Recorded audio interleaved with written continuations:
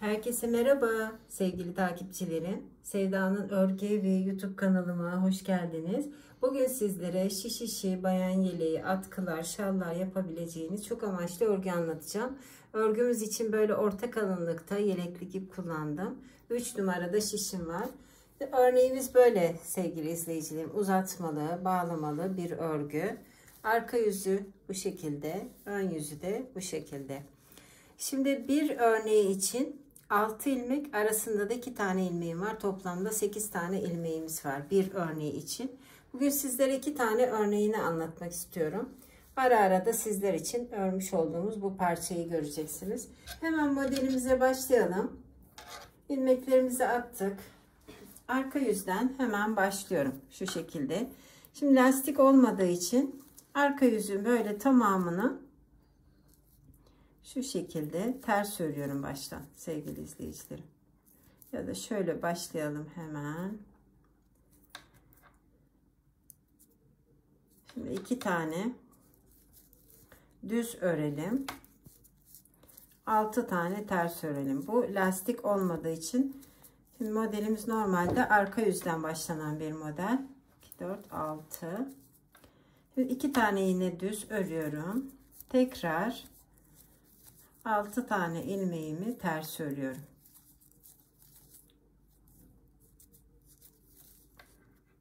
2 4 6. 2 düz kenar ilmeğiyle sıramı tamamladım. Şimdi örgümün ön yüzüne geldim. Ön yüzünde de 2 tane araş ördüm. Şöyle 6 tane de ilmeğimi düz örüyorum. 5 6. Yine arada 2 araşa örüyorum. 6 tane de düz örüyorum. Sıramı böyle tamamlıyorum.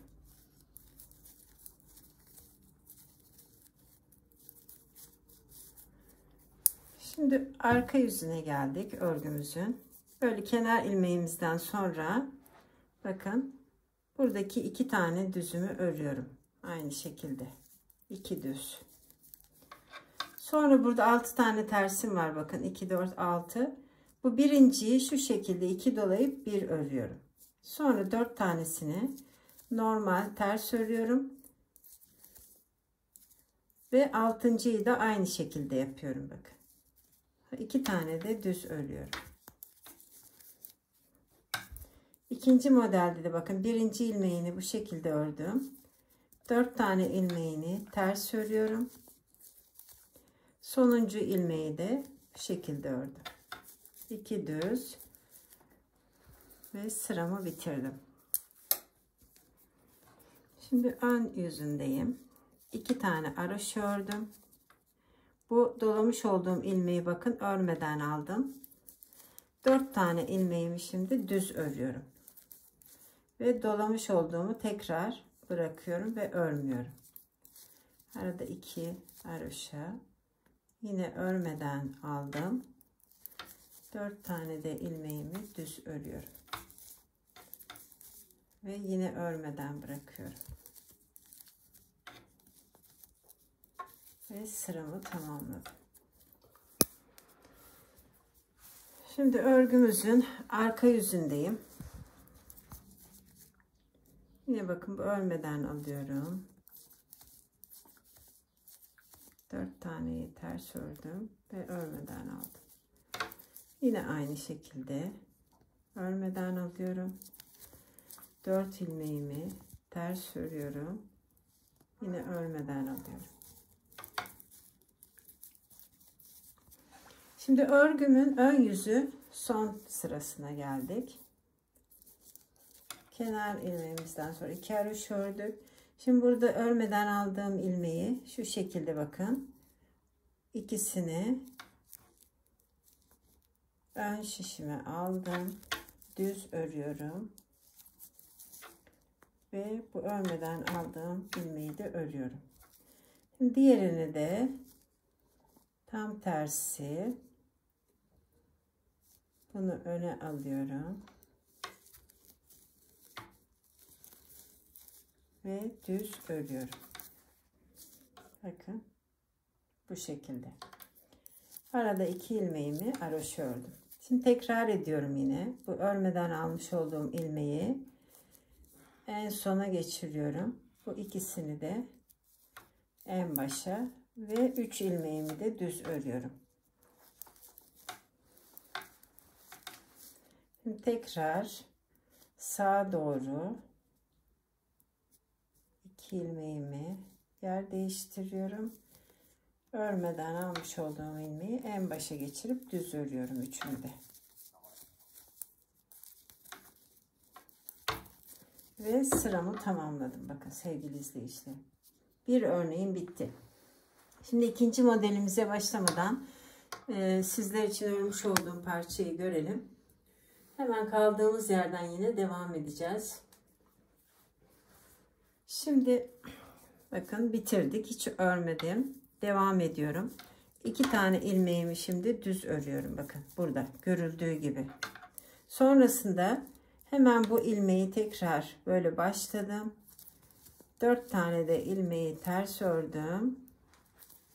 Ve 6. ilmeğimi de aynı şekilde 2 dolayıp öyle ördüm. 2 düz. Yine devam ediyorum bakın. 2, 3, 4. 6. ilmeği de bu şekilde ördüm. Sonrasında yine devam ediyorum. 2 tane haroşa örüyorum. Bu dolamış olduğumu bıraktım, örmedim. 4 tane düz ördüm. 4. Yine bunu örmeden alıyorum. 2 haroşa. Örmeden aldım. 4 tane de ilmeğimi düz örüyorum. Tekrar bırakıyorum bakın.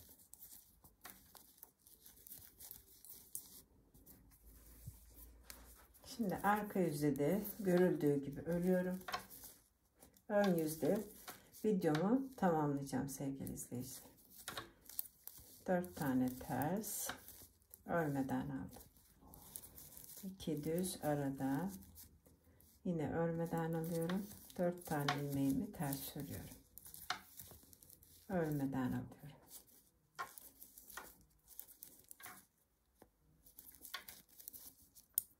Şimdi örgümün ön yüzüne geldim. Bakın son sırasındayım. 2 tane haroşa örüyorum. Bu örmeden almış olduğum ilmeği sola doğru en sona geçiriyorum. 2 tane ilmeği en başa geçiriyorum. Sonra üçünü düz örüyorum. Şimdi de diğer 3 ilmeğimi sağa doğru yer değiştiriyorum.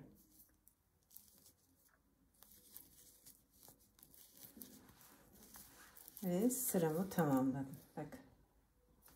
Arada 2 haroşa örüyorum. Şimdi tekrar ediyoruz yine.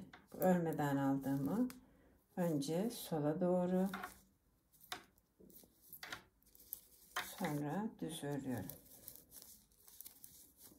Tekrar 3 ilmeği sağa doğru düz örüyorum. Ve sıramı tamamladım. Arka yüze geldiğiniz zaman yine 2 düz, bir tanenin içinden 2 ilmek doluyoruz, 4 tane ters, bir doluyoruz. Yani modelimizi tekrar ediyoruz. Bakın bu şekilde sevgili izleyicilerim. Beyazdan da ayrı bir güzel durdu. Öyle liladan da ayrı. İkisi de ayrı bir güzel oldu. Bugünlük bu kadar. Beni izlediğiniz için herkese ayrı ayrı teşekkür ediyorum. Kanalımıza abone olduğunuz için de ayrıca teşekkür ediyorum. Bizi izlemeye devam edin. Hoş kalın, hoşça kalın. Örgüyle ve sevgiyle kalın değerli sevgili izleyicilerim diyorum.